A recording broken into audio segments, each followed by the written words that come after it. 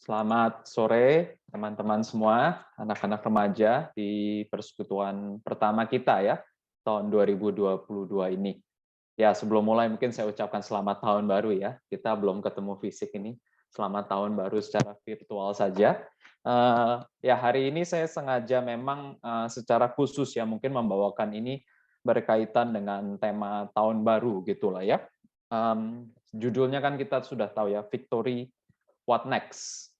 Dan kebetulan sekali memang Daud ini juga baru merayakan banyak kemenangan ya. Beberapa pasal sebelumnya itu banyak merayakan kemenangan dan hari ini juga kita sedang di dalam tahun baru ya. Suasana mungkin penuh kemenangan bagi kita. Kita sudah melewati tahun 2021 mungkin yang begitu kelam ya Saudara ya. Banyak sekali mungkin yang harus kehilangan teman, anggota keluarga dan sebagainya dan mengalami pandemi. Dan seolah-olah kayaknya sekarang ini kita sudah mulai merasakan sedikit kemenangan gitu ya. Sekolah mulai datang fisik lagi sudah bisa, vaksin semua sudah tersebar. Tapi ya pertanyaannya setelah kita mendapatkan ini ya saudara ya apa selanjutnya, what next gitu ya. What next saudara setelah kita mendapatkan mungkin kemenangan di awal tahun. Masih bisa sekolah, bisa naik kelas, bisa melewati masa pandemik, yang mungkin belum berakhir, tapi kelihatannya sudah jauh lebih baik, apa yang kita lakukan? Nah, saudara-saudara, biasanya sebelum kita mungkin masuk terhadap lebih jauh gitu ya, tapi kalau misalkan saya ambil contoh, misalkan di dunia olahraga ya, saudara, di dunia olahraga gitu ya, biasanya bagaimana saudara kalau misalkan satu buah tim sepak bola atau tim basket memenangkan sebuah championship gitu ya, Piala Dunia kah? Kalau di NBA setiap tahun tuh ada championship ya, yang memenangkan itu, maka apa yang mereka lakukan? Wah, saudara-saudara itu biasanya kalau kalau di NBA ya, saya sukanya NBA, saudara. Selesai NBA itu langsung semuanya tuh keluarkan champagne, saudara ya. Kocok-kocok champagne, lalu dilempar langsung jret gitu ya. Semuanya pesta, langsung pakai goggle dan sebagainya. Dapat topi, pegang trofi, suasana kemenangan itu akan dirasakan sekali. Dan tidak hanya berhenti dari situ ya, saudara ya. Biasanya mereka ngapain? Mereka tergantung mereka menang di kota mana. Misalkan LA menang, maka mereka akan 1 hari atau 2 hari bahkan keliling-keliling kota LA ya, Los Angeles itu angkat ya mereka bikin speech merayakan kemenangan dan sebagainya. Nah, kalau kita saudara, biasanya gimana kita merayakan suatu kemenangan bagi kita anak sekolah? Mungkin wisuda kali ya saudara, wisuda nggak usah jauh-jauh gitu ya, wisuda. Sekarang kalian wisudanya bahkan online ya, itu yang membedakannya sedikit berbeda ya. Tetapi wisuda kita biasa ngapain?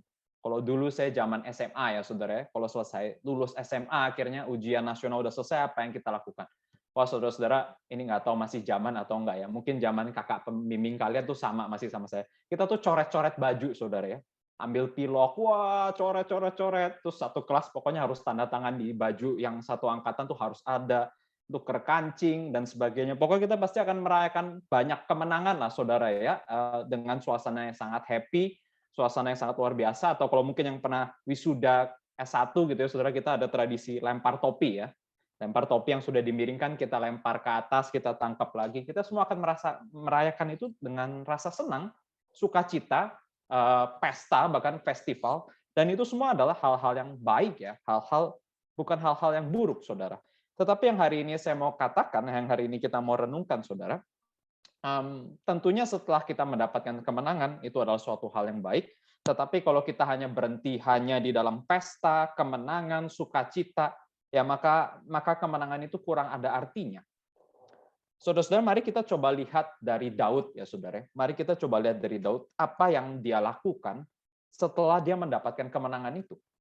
Nah, bahkan sebelum masuk di dalam pasal yang kita akan baca ya, dari 2 Samuel 9, saya mau coba review sedikit mundur beberapa pasal ya saudara. Dari 2 Samuel 7 dan 2 Samuel 8 mungkin. 2 Samuel 7 saudara, coba saya bacakan ayat yang pertama saja gitu ya. Ketika raja telah menetap di rumahnya dan Tuhan telah mengaruniakan keamanan kepadanya terhadap semua musuhnya di sekeliling gitu ya. Berkatalah, coba saya lanjutkan sedikit ya. Berkatalah raja kepada Nabi Nathan, lihatlah aku ini diam dalam rumah dari kayu aras, padahal tabut Allah diam di bawah tenda. Lalu berkatalah Nathan kepada raja, baik, lakukanlah segala sesuatu yang dikandung hatimu, sebab Tuhan menyertai engkau. Nah, saudara-saudara, ayat pertama ini sudah jelas ya. Ketika raja telah menetap di rumahnya. dan Tuhan telah mengaruniakan keamanan kepadanya. Ini kurang jelas ya saudara bahasa Indonesia ya, tapi kalau bahasa Inggris saudara baca when God give rest ya, istirahat. Istirahat dari apa saudara? Istirahat dari peperangan. Artinya saudara, di sini Daud telah memenangkan banyak peperangan sampai kira-kira tidak ada musuhnya lagi gitu ya. Dia sudah mendapatkan kemenangan-kemenangan itu sampai akhirnya dia punya waktu lebih lowong karena sudah menang. Dan apa yang dia lakukan saudara pertama kali? Ternyata dia mengingat Tuhan. Ya, kemenangan sesuatu hal yang luar biasa, sesuatu hal yang menyenangkan bahkan sukacita. Tetapi apa next-nya ya saudara ya? Daud dari 2 Samuel pasal 7 ini kita tahu dia mengingat Tuhannya. Ya, dia katakan ya, saya ini raja, saya sudah menangkan peperangan gitu ya. Dan saya tinggal di istana, ini bahkan bukan bisa diterjemahkan istana. Saya tinggal di istana dari kayu aras. Satu istana yang cukup megah harusnya ya, satu istana yang luar biasa. Tetapi kenapa Tuhan, rumah Tuhanku ya, tabut Allah masih tinggal di bawah tenda. Ya, saudara-saudara, karena itu kita masih lihat di sini ya bagaimana seorang Daud itu punya cara berpikir ya, punya pola berpikir. Apa sih yang paling penting ya, saudara ya? Apa yang paling penting? Dia tuh sebagai raja dia nggak enak ya, saudara ya. Oh, saya sudah dapat kemenangan luar biasa, fasilitas luar biasa dari Tuhan, tapi aku lihat rumah Tuhan, tempat beribadah kok masih di dalam tenda. Karena itu saudara dia katakan apa? Dia ingin bangun bait Allah. Dia ingin bangun satu bait yang bagus, yang megah, yang luar biasa. Ya, tetapi kita tahu Tuhan Daud, Tuhan kita itu bukan Tuhan hanya di dalam bangsa Israel, tetapi Tuhan dari seluruh ciptaan di bumi ini. Karena itu Allah seolah-olah menolak gitu request Daud ya. Enggak usah, aku dari dulu bukan berarti aku dikurung hanya di dalam tenda ini, tetapi Tuhan memang adalah Tuhan seluruh alam semesta ini. Nah, tetapi kita lihat di sini ya bahwa Tuhan itu tidak menghina Daud, tidak mengecilkan niat Daud, tetapi Tuhan juga memuji ya, cuman belum saatnya bagi Daud untuk membangun rumah Tuhan.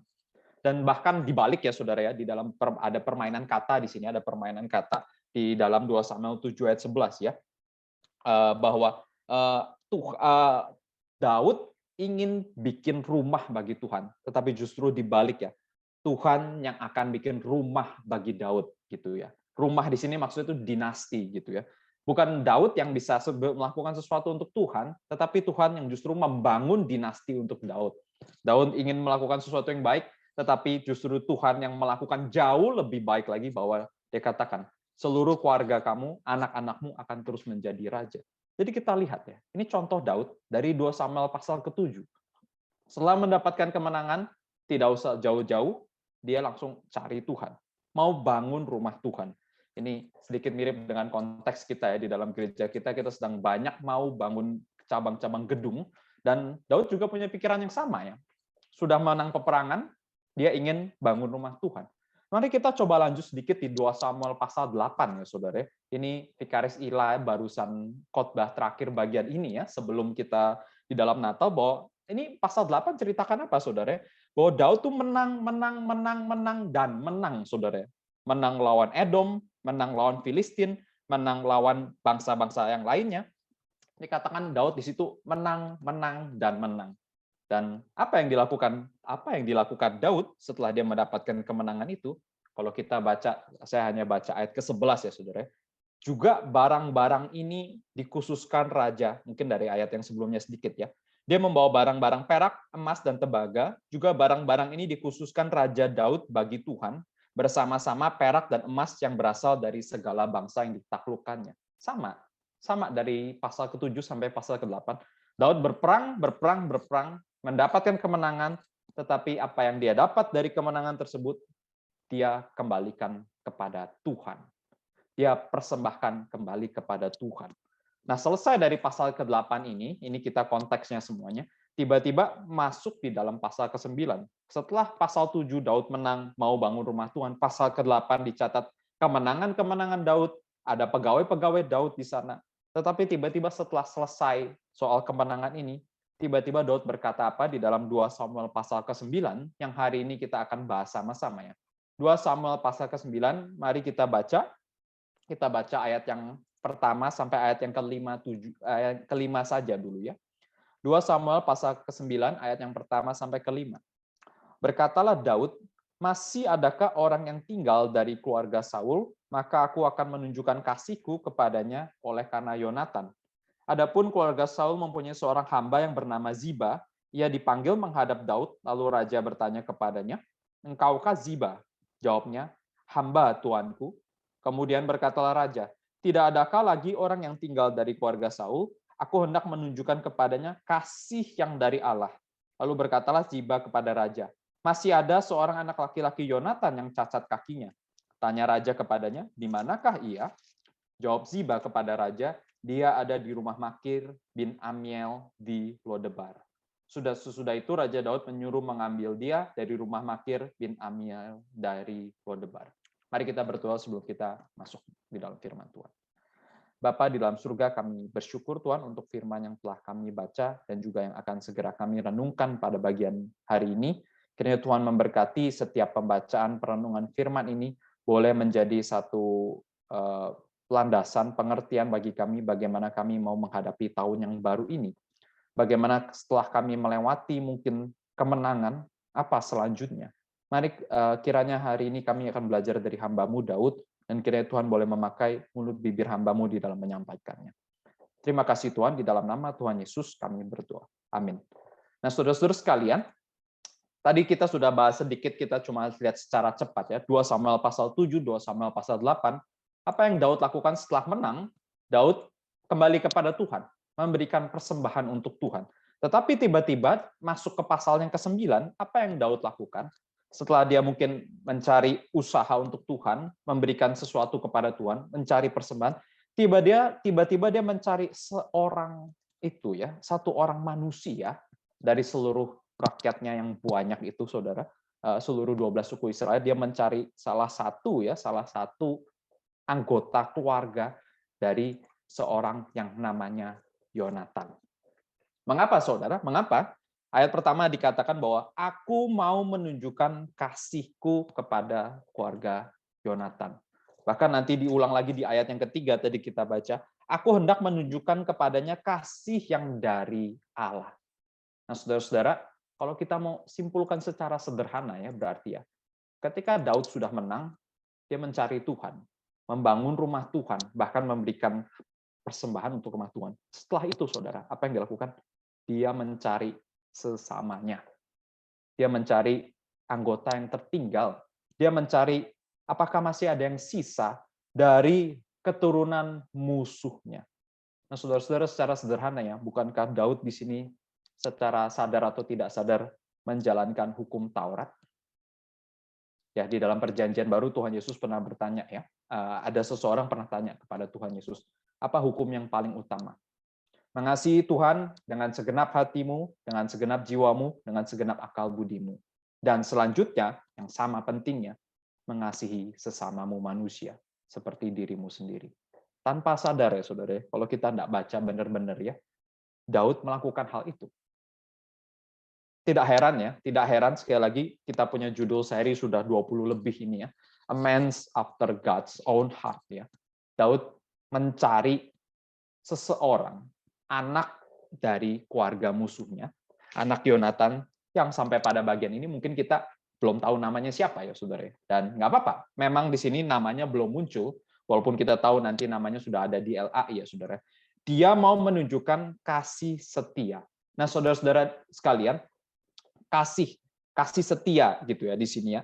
Ini satu kata-kata yang sangat penting, walaupun di dalam bahasa Indonesia ini kita nggak terlalu ngerti gitu ya, saudara ya. Kita mungkin nggak terlalu ngerti. Karena sebenarnya di dalam bahasa aslinya, saudara, ini disebut hesed ya, saudara ya. Hesed.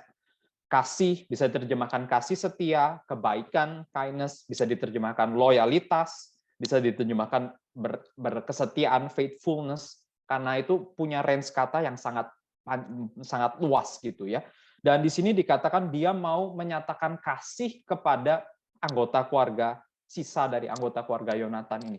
Nah, saudara-saudara, kita mesti di sini ya, Daud mesti ngerti di sini bahwa Daud itu bukan sekedar seperti apa ya, saudara ya, kasih sedekah kepada orang yang miskin, Bukan ya saudara. Itu perbuatan baik tentu, tapi bukan. Daud melakukan jauh lebih dari itu. Perbuatan kasih kita bisa pikir apa ya? Oh, kita mungkin momen Natal, kita pergi ke satu buah panti asuhan, kita memberikan satu buah persembahan kepada mereka. Tentu itu perbuatan baik juga. Tetapi kata kasih di sini tuh memiliki arti yang jauh lebih luas, jauh lebih dalam, dan melakukan yang jauh lebih besar daripada kita cuma sekedar charity, saudara ya.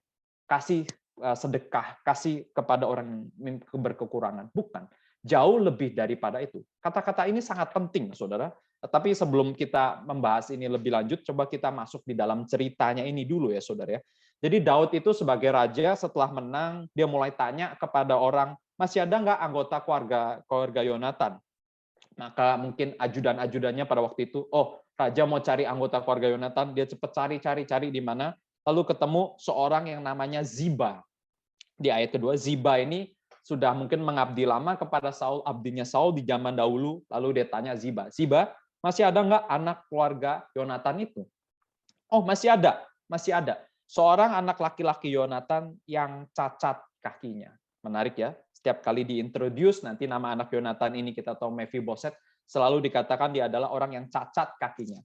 Di mana dia posisinya? Jawab Ziba, dia ada di rumah seorang yang bernama Makir bin Amiel. Makir bin Amiel. Nah, menarik saudara, ada seorang komentator yang mengatakannya, kenapa Mephiboset tuh bisa ada di rumah yang seorang yang namanya Makir ini, saudara ya. Siapa Makir ini lebih tepatnya? Dan para ahli Alkitab itu semua setuju ya bahwa Makir ini adalah seorang yang kaya, yang punya rumah, dan nanti dia ke depannya dia juga akan jadi pengikut Daud yang setia, tetapi dia itu ya intinya seorang yang kaya yang punya tempat untuk menampung Mephiboset. Nah, kenapa perlu dia tinggal di rumahnya Makir ini ya, saudara? Lalu ada seorang komentator mengatakan bahwa iya, karena dia di situ sedang self-imposed internal exile, gitu ya, saudara. Dia secara keinginan dirinya sendiri sedang mengexile ya, tinggal bersembunyi di rumah Makir ini. Kenapa? Ya, saudara-saudara, ini satu hal yang umum ya. Bagaimana kalau satu buah dinasti kerajaan berganti rezim ya, saudara, berganti rezim.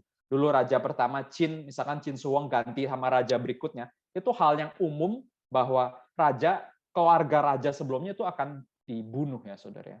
Bahkan bukan dibunuh, dibantai gitu ya. Mau istri-istrinya, mau anaknya, mau papanya, mau apanya, itu semua akan dibunuh.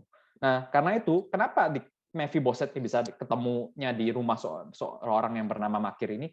Ya karena dia mesti sembunyi, karena dia takut kalau dia akan dibunuh. Dia ini anaknya Yonatan. Yonatan itu anaknya Saul. Jadi dia ini adalah satu orang yang punya potensi mungkin untuk memberontak suatu harinya kan.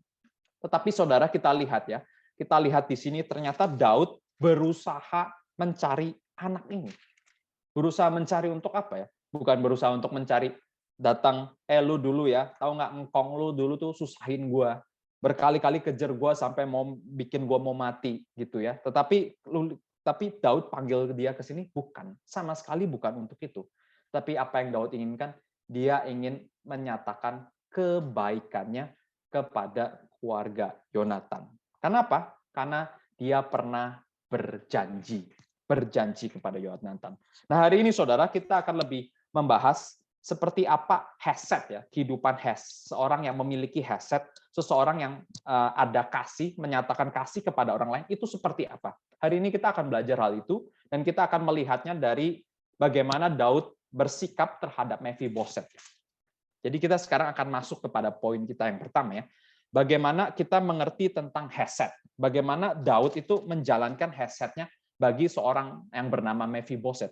Nah, tetapi saudara, untuk kita mengerti kata hesed ini yang tadi kita sudah bahas ya, bisa berarti kasih setia, bisa berarti kebaikan, bisa berarti loyalitas, itu paling banyak digunakan atau secara umum di dalam Perjanjian Lama orang-orang setuju bahwa ini paling banyak dinyatakan di satu buah kitab yang namanya Kitab Rut, saudara.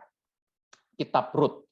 Rut di situ adalah seorang yang memiliki hesed atau seseorang yang menjalankan hesed di dalam kehidupannya. Demikian juga bukan hanya tokoh Rut di dalam kitab Rut, tetapi juga tokoh seorang yang namanya Boas, yang nanti akhirnya akan menjadi salah satu tokoh utama yang di situ.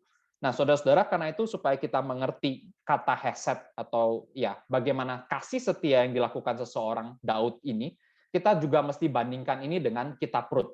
Nah, makanya saudara hari ini kita akan bandingkan dua kisah ini ya secara paralel, bagaimana kita bisa mengerti kitab kata tentang hesed ya, bahwa Daud ingin memberikan hesed kepada Mephiboset ini. Nah, kita tahu kalau kita balik di dalam kitab Rut sedikit, saudara, hari ini kan kita nggak akan bahas terlalu panjang lebar, saya masuk kepada inti-intinya saja. Jadi, ada seorang Israel yang bernama Naomi. Dia punya suami yang bernama Elimelek, mereka pergi ke Moab ketika pada waktu itu ada kelaparan di tanah Israel.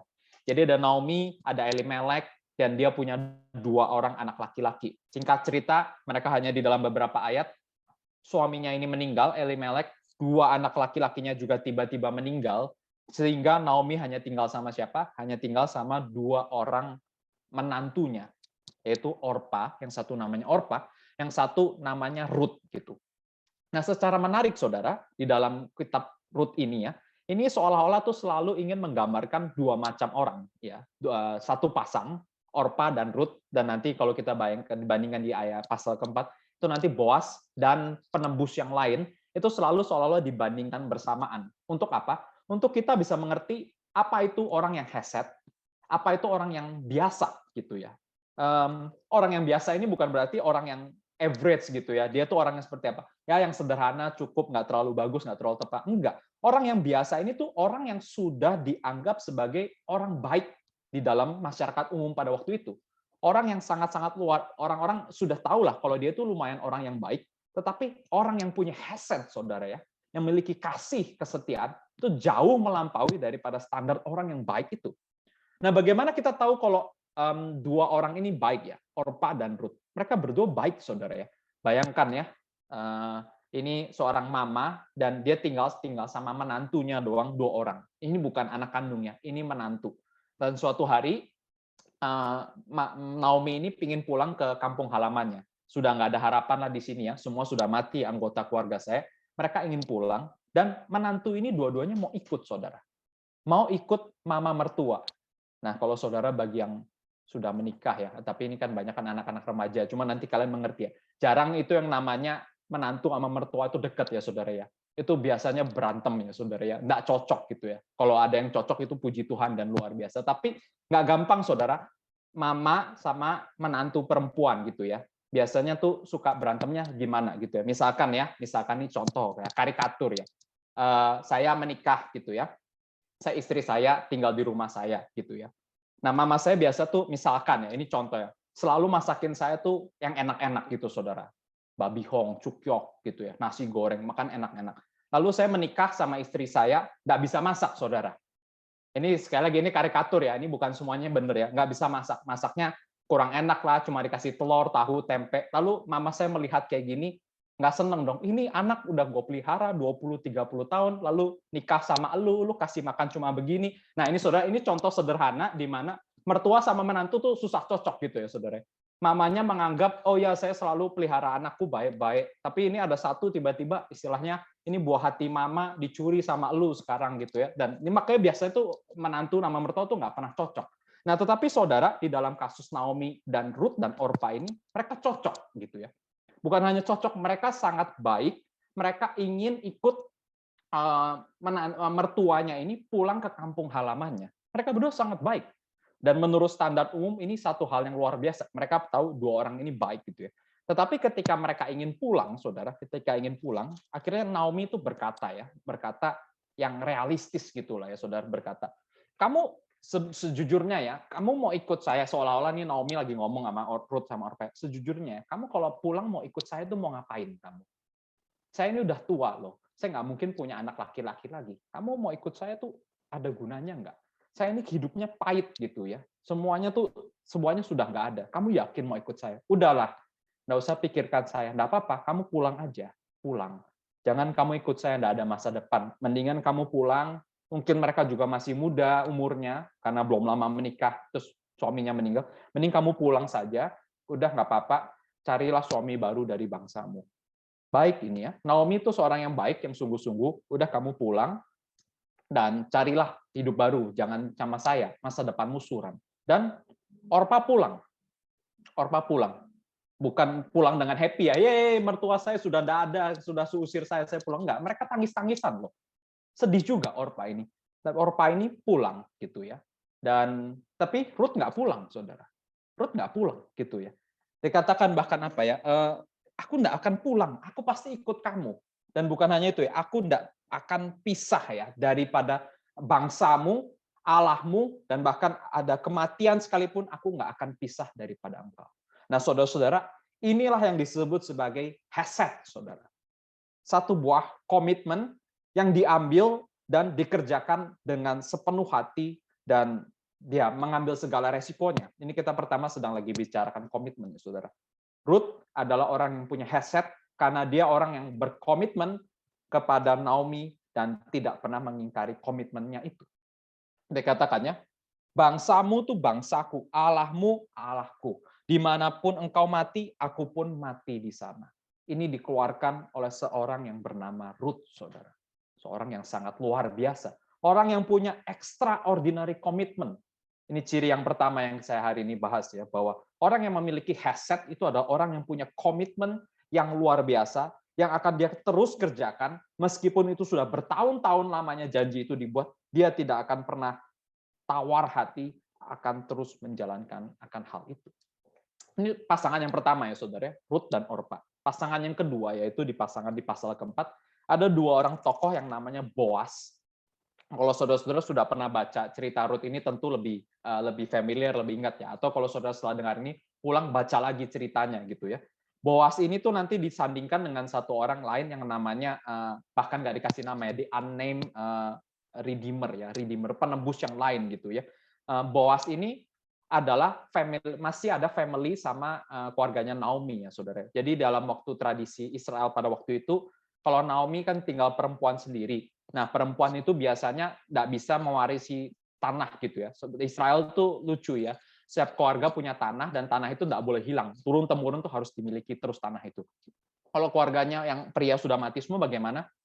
Harus cari family-nya yang terdekat. Nah, ternyata family yang terdekat itu bukan Boas.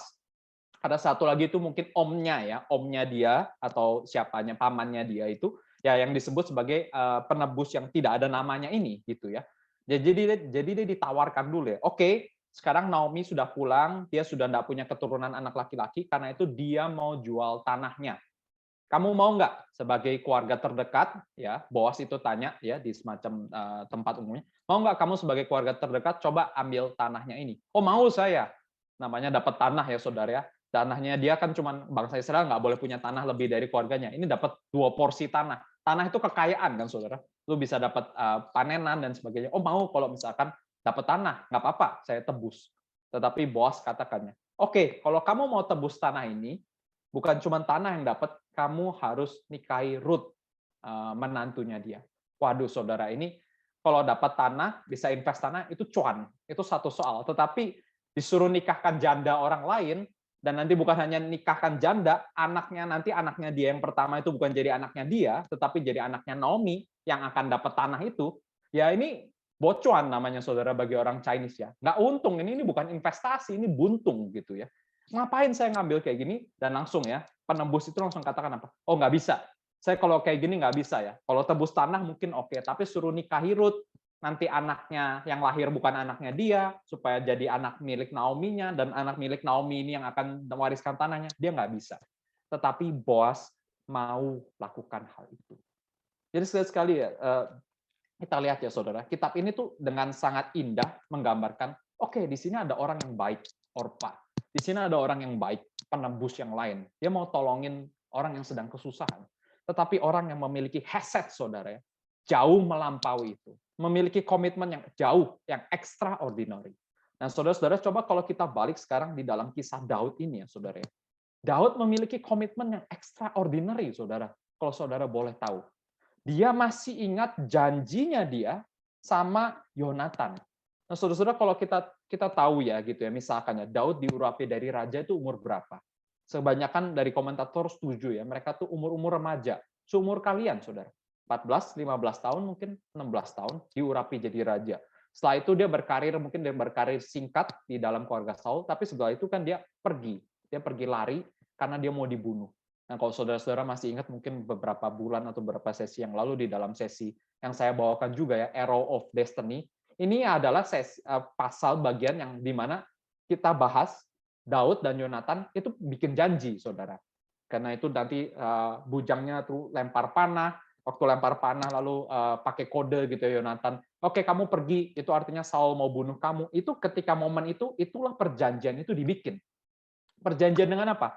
Daud dan Yonatan, mereka sama-sama tidak akan saling mencelakakan. Daud pergi dari Saul karena apa? Dia mau yakinin Yonatan, papa lu mau bunuh gua. Gua mesti pergi. Enggak lah, nggak mungkin. Yonatan pikir, nggak mungkin mau bunuh. Pasti lu salah. Coba deh gua cek dulu. Lu coba cek. Kalau sampai salah, pasti gua nggak akan bohong sama lu gitu ya. Dicek ternyata singkat cerita, marah dan sebagainya, dan akhirnya mereka ketemu dan mereka tahu bahwa benar-benar Saul ingin bunuh. Dan apa yang mereka lakukan janji di situ?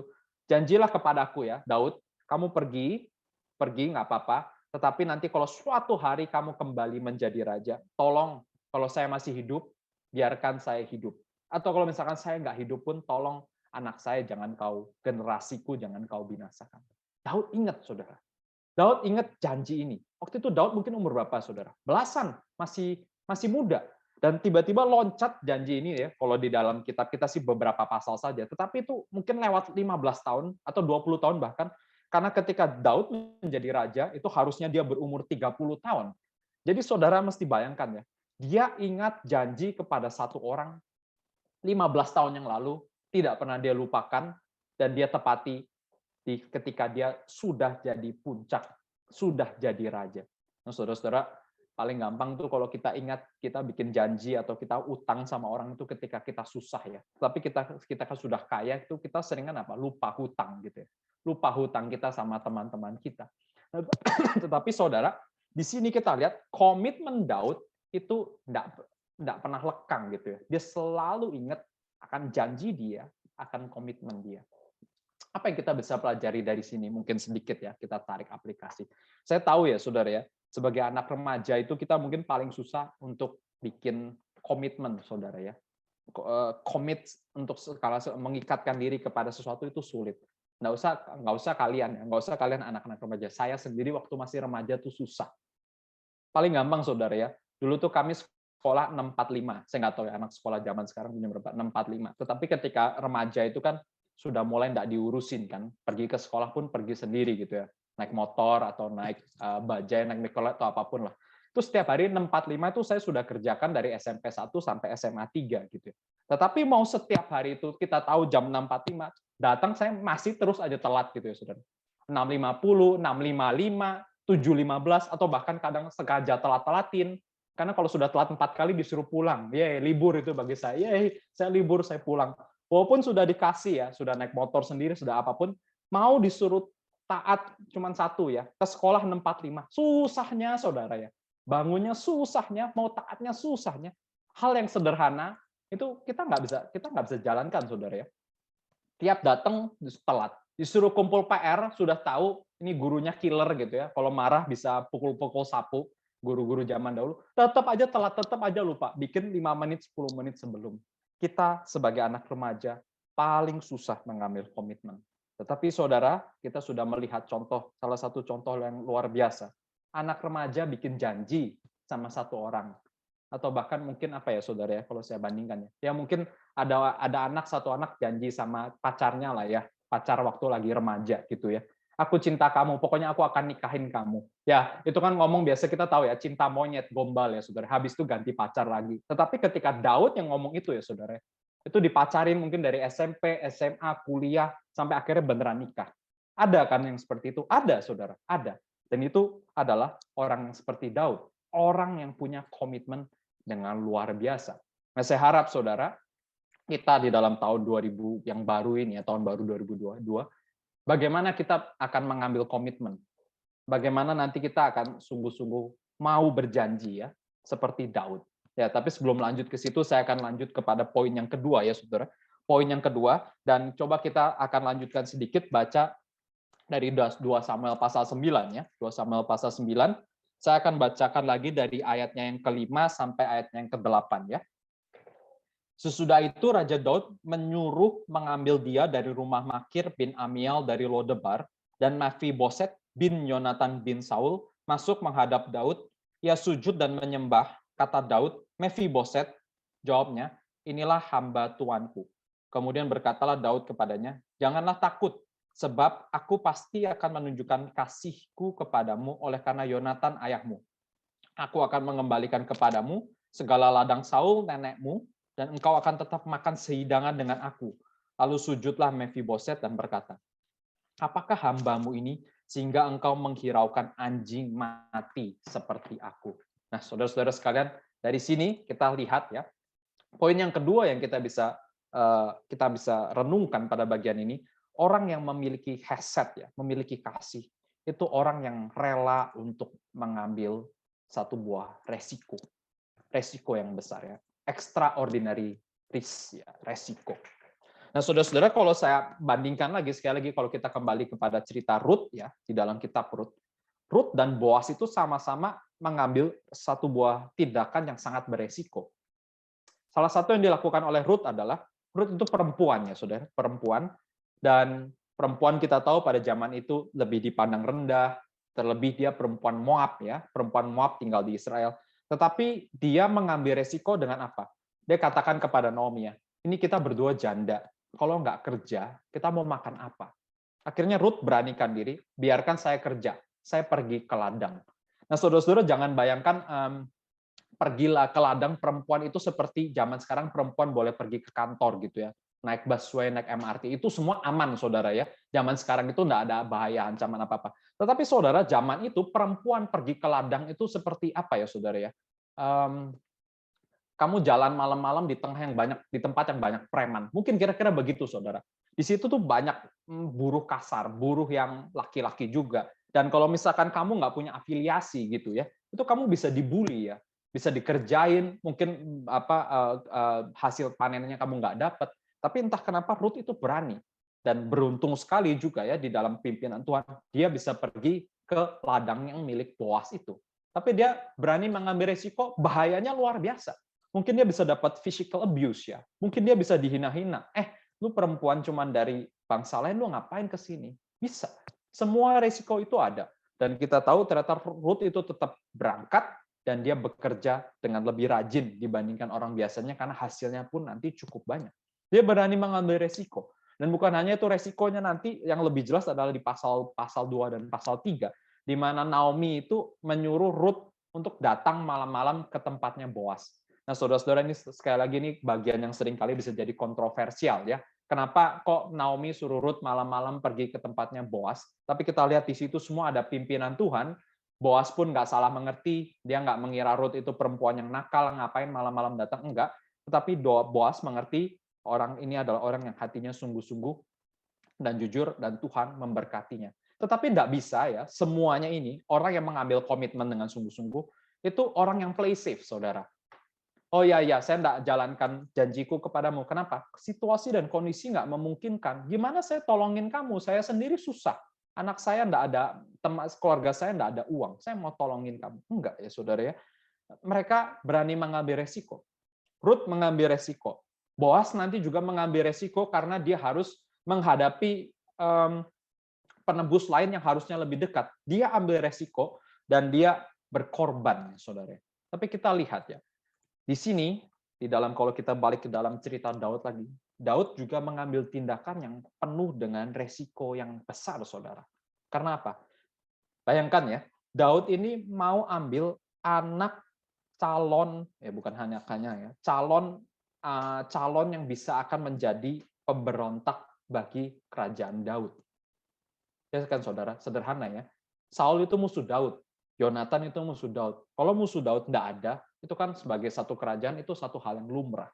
Mephiboset tiba-tiba muncul di sini dan dia tiba-tiba dikatakan apa? Kamu akan duduk makan sehidangan dengan aku.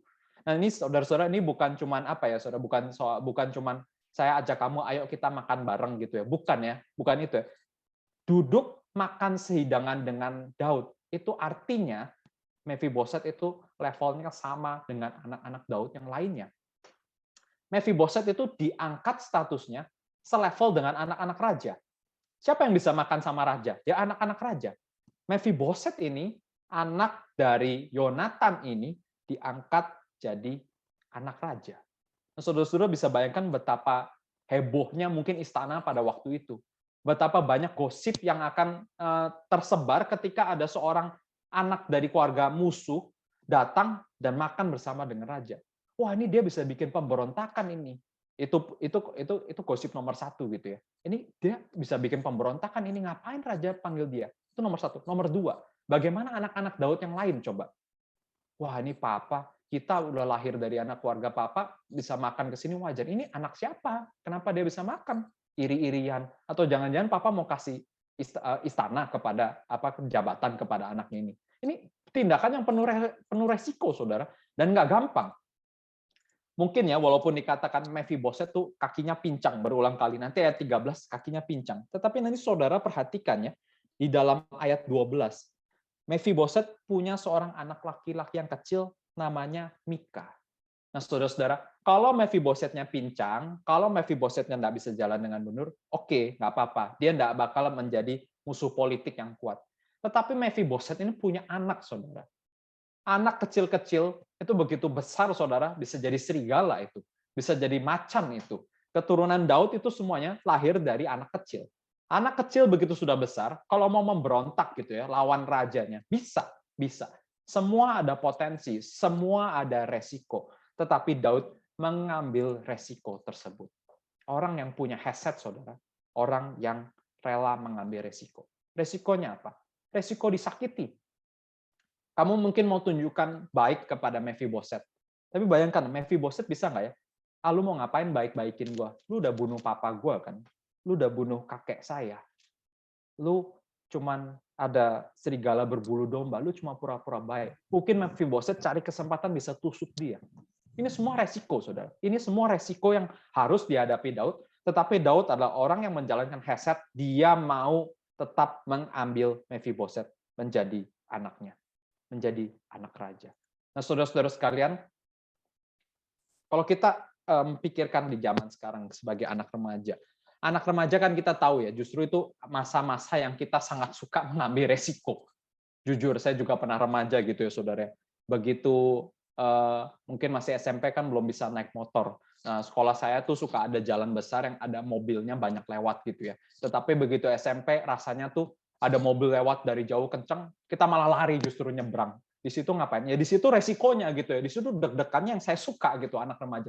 Kita justru suka mencari resiko ya. Ada mobil lewat, kita lari, kita lewatin. Weng, kayak hampir mau ketabrak, terus kita kayak justru happy, deg-degan, ketawa-tawa. Kita ambil resiko, tapi resikonya enggak, saudara. Waktu SMA 1, akhirnya saya bisa mulai pernah naik motor sama teman-teman yang seangkatan gitu ya. Terus kita naik motor kebut-kebutan. Kita berani ambil resiko, saudara. Tapi ambil resiko yang seringkali konyol kan justru ya. Resiko yang kita mau cari fun, kita mau cari deg-degannya. Ya mungkin bagi kita anak-anak kita zaman sekarang, mungkin kita justru ambil resiko yang merugikan, saudara. Merugikan diri kita, merugikan orang tua kita. Untuk apa? Mungkin hal-hal sederhana ya, saudara. Mungkin kita zaman sekarang, kalau zaman dulu saya sukanya main ke warnet gitu ya. Bisa nginep di warnet. Kalau zaman sekarang sudah nggak zaman main warnet, kita semua punya gadget ya. Ya mungkin kita bisa resikonya apa, saudara? Dulu saya hampir hambur-hamburkan uang untuk main di warnet gitu ya. Tapi kalau kita sekarang mungkin bisa pakai kartu kredit orang tua kita, tanpa seizin untuk beli game-game kita, untuk beli skin kita, untuk habiskan tagihan internet yang begitu mahal, untuk habiskan banyak uang mungkin untuk game kita. Kita bisa melakukan hal-hal yang gila, saudara. Kita bisa melakukan hal-hal semua yang beresiko. Tetapi resiko yang seperti apa? Daud melakukan hal yang beresiko, bukan untuk keuntungan dirinya dia sendiri, tetapi dia beresiko untuk bisa disakiti. Yang terakhir, saudara, yang terakhir ya, kita akan masuk kepada poin yang ketiga ya, di mana kita melihat bahwa orang yang memiliki hasad, saudara, adalah orang yang berkomitmen, orang yang memiliki hasad adalah orang yang berani mengambil resiko, yang bisa bahkan merugikan dirinya sendiri. Tapi yang ketiga, saudara, orang yang memiliki hasad, itu dia biasanya menjalankan sesuatu yang melebihi ekspektasi. Ini yang tadi saya sudah katakannya. Rut melebihi ekspektasi, Boas melebihi ekspektasi, Daud melebihi ekspektasi, jauh daripada apa yang dia janjikan. Nah, saudara-saudara, kalau kita perhatikan sebenarnya apa yang Daud dan Jonathan itu janjikan. Saya coba buka kembali di 1 Samuel ya, 1 Samuel pasal yang ke-20, Saudara. 1 Samuel pasal ke-20. Saya bacakan dari ayatnya yang 14 sampai 15. Ini Yonatan berkata, ayat 13 saja ya, Saudara mungkin lebih jelas ya. Ayat 13, ini ketika Yonatan lagi berbicara kepada Daud. Tetapi apabila ayahku, 1 Samuel 20 ayat 13, tetapi apabila ayahku memandang baik untuk mendatangkan celaka kepadamu, beginilah kiranya Tuhan menghukum Yonatan. Bahkan lebih lagi daripada itu, sekiranya aku tidak menyatakannya kepadamu dan membiarkan engkau pergi, sehingga engkau dapat berjalan dengan selamat, Tuhan kiranya menyertai engkau seperti ia menyertai ayahku dahulu.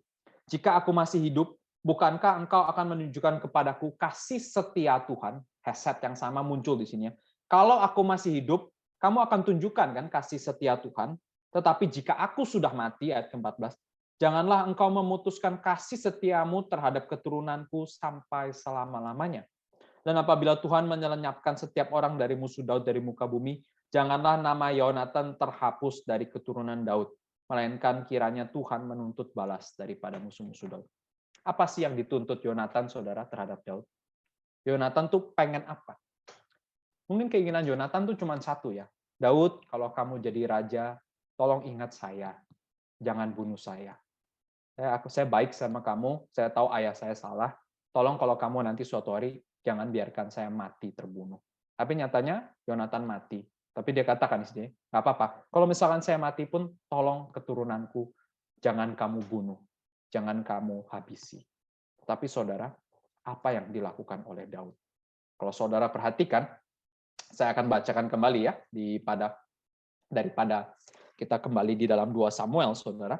Saya akan bacakan kembali di 2 Samuel, apa yang Daud lakukan jauh melebihi apa yang Jonathan inginkan dari Daud.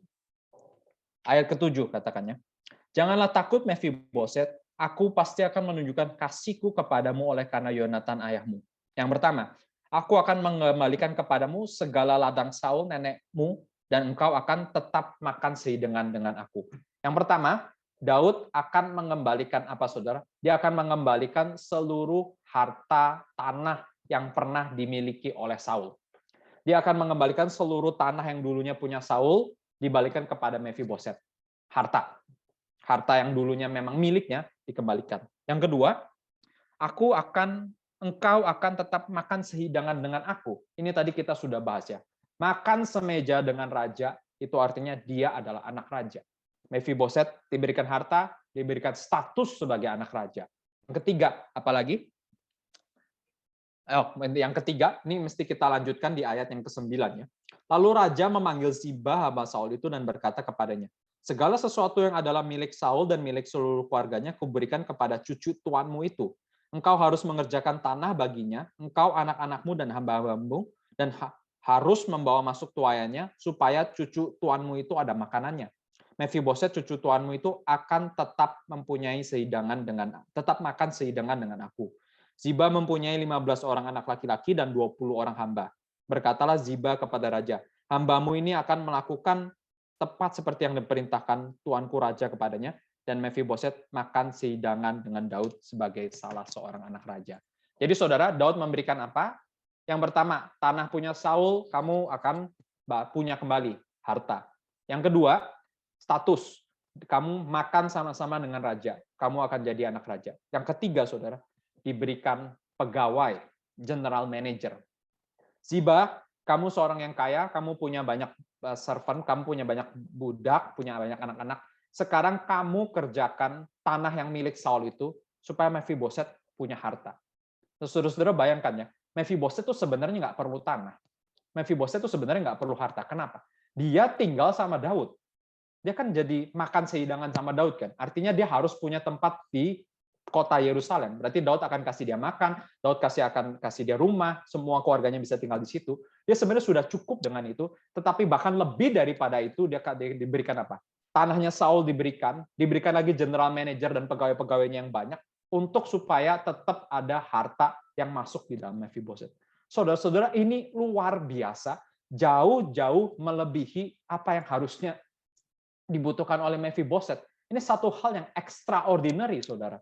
Ini satu hal yang bisa dikatakan jauh melebihi apa yang harusnya dimiliki. Nah, saudara-saudara, kalau dari sini kita bisa lihat ya, ini satu hal yang luar biasa. Kok Daud bisa melakukan hal seperti ini ya? Sampai nanti makanya Mephiboset katakannya, kamu mau ngapain? Saya ini anjing mati. Saya ini nggak pantas terima seperti ini. Dia itu seperti terharu dan dia ya tidak bisa berkata apa-apa, tetapi Daud melakukan hal ini. Jadi saudara-saudara, 3 hal ya, sebagai orang yang memiliki hasad, saudara. Dia adalah orang yang memiliki komitmen yang luar biasa.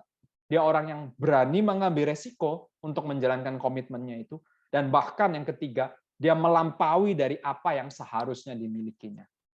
Nah, saudara-saudara, kita kan anak remaja sukanya apa, saudara? Kalau zaman saya dulu ya, kalau bisa angka 60 enggak merah, ya cukup ya, saudara ya. 60-70 cukup lah. Ngapain kamu 80-90? Ya alasannya banyak, saudara. Kalau 80-90 nggak bisa main sama teman-teman, ya udahlah mendingan saya main sama teman-teman, terus tapi nilainya masih cukup-cukup ya, oke lah. Terus kita suka hina-hina orang-orang yang 80-90. Kuper lu, nggak punya pergaulan lu, cuman baca buku doang. Padahal itu semua apa ya, pembenaran kita supaya kita bisa main, supaya kita nggak bisa berusaha secara maksimal mungkin. Padahal saudara, yang Tuhan harapkan terkadang ya, itu melebihi ya. Kita harus berikan apa yang terbaik dari kita.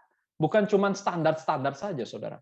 Bukan cuma standar-standar, bukan cuma ya cukup-cukup. Jadi orang tuh cukup-cukup, orang Kristen ya cukup lah. Cukup hari Minggu cukup ke gereja, baca Alkitab ya cukup lah. Atau cukuplah kita mengerti ya, kita tahu ayat-ayat yang penting, ayat yang semuanya cukup, semuanya rata-rata. Enggak, enggak. Daud melakukan semuanya dengan extraordinary yang jauh melebihi apa yang seharusnya. Nah, tapi saudara-saudara, saya nggak bisa habis pikir ya, kenapa Daud ini bisa melakukan hal yang demikian luar biasa ya? Kenapa Daud ini ya bisa seperti itu? Karena itu saya nggak habis pikir ya. Saya pikir ya di dalam bagian ini itu Daud benar-benar menggambarkan apa yang Kristus lakukan bagi kita. Nah, saudara-saudara, seringkali ketika kita baca cerita Alkitab, kita itu selalu suka jadi tokoh utama. Ini hal yang wajar ya, saudara. Suka jadi tokoh utama. Kita nonton Spider-Man, kita berasa kita Spider-Man-nya, kita bukan musuhnya. Dan ketika kita baca komik atau apapun, kita selalu jadi tokoh utamanya. Tetapi saudara, kalau saudara mau baca sungguh-sungguh, mungkin di dalam bagian cerita ini, saudara, mungkin kita itu Mephiboset-nya, saudara. Maafkan saya harus jujur katakannya. Kita ini lebih cocok Mephiboset-nya. Kita bukan Daud-nya. Seorang yang pincang ya, dari lahir dia pincang. Kita juga orang yang pincang, saudara. Pincang secara rohani, tidak pernah cari Tuhan, hidup berulang kali, terus jatuh di dalam dosa. Tetapi kenapa, saudara, orang pincang seperti kita ini, seperti Mephiboset ini, mendapatkan hal yang nggak layak? Saudara-saudara, Mephiboset mendapatkan kekayaan yang luar biasa, mendapatkan tanah. Bukankah Tuhan memberikan kepada kita satu berkat rohani yang luar biasa, yang bahkan tidak bisa dihitung dengan harta? Daud memberikan Mephiboset status sebagai anak raja. Bukankah kita juga sama ya?